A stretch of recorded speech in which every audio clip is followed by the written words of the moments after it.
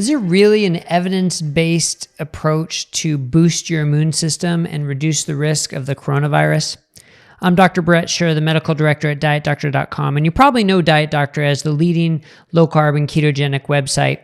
And you may be wondering, well, what does that have to do with coronavirus? Well, one of the things we pride ourselves on at Diet Doctor is really trying to cut through the hyperbole, cut through the fantastic media claims, and talk about what the science really shows as it relates to our health. And that's why we feel a responsibility to address what's going on in the world right now with a coronavirus epidemic.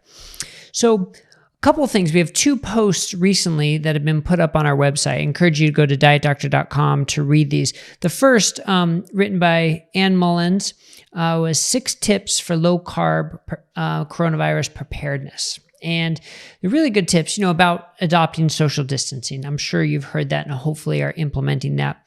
But also how to stock your fridge with low-carb options. I mean, so many people are going to the stores and buying the pastas and the crackers and the dried goods that basically last forever.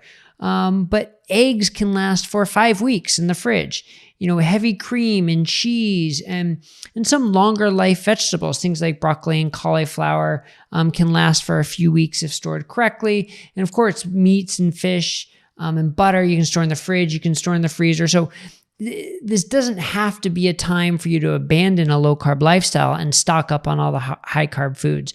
With enough preparation and enough thought, you really can stick with a low-carb lifestyle, eat healthily even during this period of a self-quarantine or sheltering in place and promoting social isolation. So I encourage you to read Ann Mullins' posts. She goes on to talk about stocking the pantry with nuts and nut flours. Make sure you have plenty of that. Make sure you're taking a look at all the expiration dates and that you have all your other personal essentials too, like coffee and tea. That's a big one. I know a lot of people can't live without that one, but take a look at Ann Mullins' post. I think you'll find it helpful. Then there's a second post, which I wrote about boosting your immune system to fight the coronavirus. We've seen fantastical claims on what vitamin C can do, about what silver nanoparticles can do, what essential oils can do. But what does the evidence really show? And I got to be honest, this is a tough one because our immune system isn't just one thing. Our immune system is this intricate system where everything sort of plays together, and it has to do with our baseline health, and it has to do with so many different factors that interplay on each other. It's hard to test in a experimental study. What we want to know is, does something reduce your risk of getting an infection?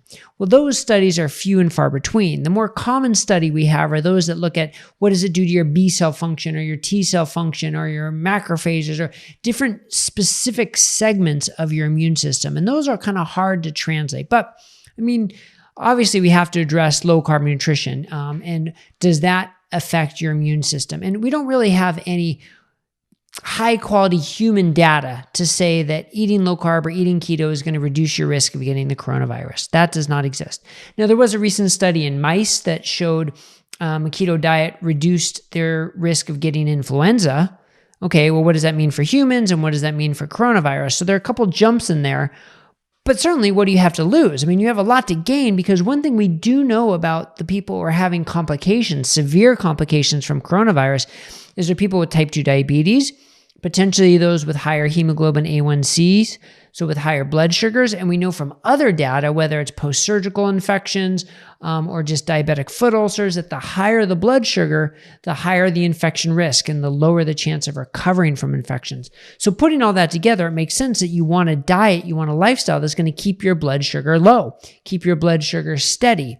Again, it's not proven that that's going to reduce your complications from coronavirus, but that I think is a fairly logical jump. And that's where a low-carb or keto diet really does fit in, because it really does help lower those blood sugar spikes and keep the blood sugar on a lower steady level and reduce the incidence of type 2 diabetes. So to me, that makes a lot of sense, even if we can't say we have proof that it's going to improve anything about the coronavirus. And then, of course, in this post, I talk about the basics, the hand washing, not smoking because of the lung complications, getting adequate sleep. There are actually studies showing that you're more prone to infection risks with less than 7 hours of sleep, certainly less than 5 hours of sleep.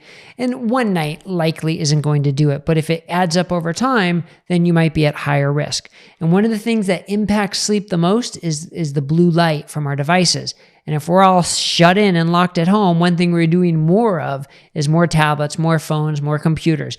So get those blue blocking glasses on, or look for other activities that don't involve tech. This is a great opportunity to read books, not ebooks, but read books. I can't get groceries from Amazon anymore because they're all out, but I can get plenty of books, and I'm ordering them to make sure I have plenty to read. Also, jigsaw puzzles, crossword puzzles. We're doing so many jigsaw puzzles with our kids, and they love them. It's a great evening activity, so I highly recommend those. I also talk about exercise. So exercise is a great one because there's studies that show that long-term exercise can improve immune function and your decreased risk of infections.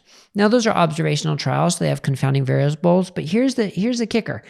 There's enough to suggest that you shouldn't try long duration, greater than an hour and a half, or high intensity exercise acutely, because that may acutely decrease your immune system. Also, athletes who overtrain are at a higher risk of infection. So I encourage people to get outside, be active, do moderate exercise, but avoid the high intensity interval training. Certainly if you're new to it, and if you already do it, maybe bring it down a notch just to help reduce that risk of suppressing your immune system temporarily. Of course, stress management's a big one, and also drinking alcohol in moderation. A lot of people are turning to alcohol to sort of deal with the frustration and the stress, and I get that. I've had a few extra scotches myself lately, but in moderation. There's plenty of evidence out there that heavy drinking can suppress the immune system and increase risk of infections. Then we also have a whole section on supplements. And again, this is a tough one because when you're measuring the effect of a supplement, are you talking about the specific part of your immune system, or you're talking about decreased risk of infection? So vitamin C is the big one. Vitamin C is a water-soluble vitamin. At 2,000 milligrams or less, there's likely no danger to taking it. So I recommend people take up to 2,000 milligrams a day to help reduce your risk of infection, especially in a time like this. There's no high-quality proven data, but there's some evidence that giving IV vitamin C to septic patients can reduce their risk. There is some observational studies showing fewer infections with higher dose vitamin C. And for something like this, where there's really no significant risk at the 2,000 milligram dose, I think it's probably worth it. And I certainly do it and recommend it to my family. The other is vitamin D. There actually is a large meta-analysis on studies on vitamin D that showed supplementing did slightly reduce the risk of infection, most prominently in those who are low on their vitamin D level. So if you are low, now's the chance to get that level up, or now's the time, I should say, to get that level up. So supplement, you can supplement with 2,000 international units. Check with your doctor, though, to maybe check blood tests to make sure you're getting in the right range. But more important than supplementing is getting outside, getting sunlight. The most effective way to get vitamin D is through skin conversion. And at a time like this, being outside and getting some fresh air is so important when we're stuck inside a lot. Just remember not to try and get so much sun exposure that you burn in the winter. That's a little less of a concern, but still can be a concern. So you got to balance the vitamin D with the burning and the skin cancer. So try, if the sun is shining, if it's cooperating where you are, try and get outside and expose a large part of your body to sun for about 15 minutes. It can help with the vitamin D, and again, at very little cost.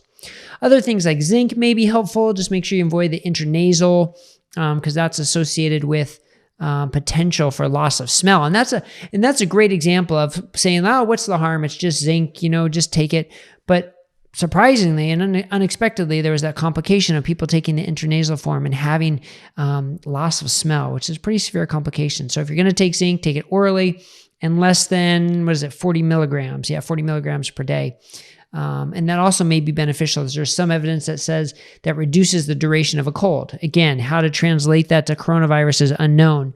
But if we're looking for something, things like turmeric, come on, add it to your food. What's the harm there? It's a good tasting spice. That might be worthwhile too, even if there's not great evidence that it reduces infection. If you're taking blood thinners though, be cautious about that. Talk to your doctor. Same for garlic. I love garlic. My wife hates it though, so I got to be careful about adding it to too much food. But if there's any chance it's going to help and I like the taste, why not? It's an interesting question about the whole sort of risk benefit ratio. So anyway, I could go on about some more detail, but check the post at dietdoctor.com. One of my favorite parts was the part about chicken soup. There actually are some studies, and I didn't know this. I thought it was just an old wives' tale, Jewish grandma's tale, whatever you want to call it. But there is some studies that, one study showed that chicken soup inhibited neutrophil migration. Now, does that mean decreased infections? Who knows, right? But we've got some great bone broth and soup recipes on our website that you might want to check out. If nothing else, it's a wonderful, tasty, comforting food. And I think that's worth a lot, whether it helps your immune system or not. So what do we take away from all this? Look, this is a stressful time, no question about it. Stressful time for all of us. When we're looking for answers, we're looking for things we can do. Hopefully some of these tips will help you sort of cut through some of the evidence that may or may not exist about helping with the coronavirus and boosting our immune system. The key is be healthy, take care of yourselves, take care of one another, look out for the elderly and the infirm, do your part to help flatten the curve, and do your part to help your neighbor if you can. Be safe, be well. We're going to get through this. And we look forward to giving you more information here at dietdoctor.com. Thanks a lot.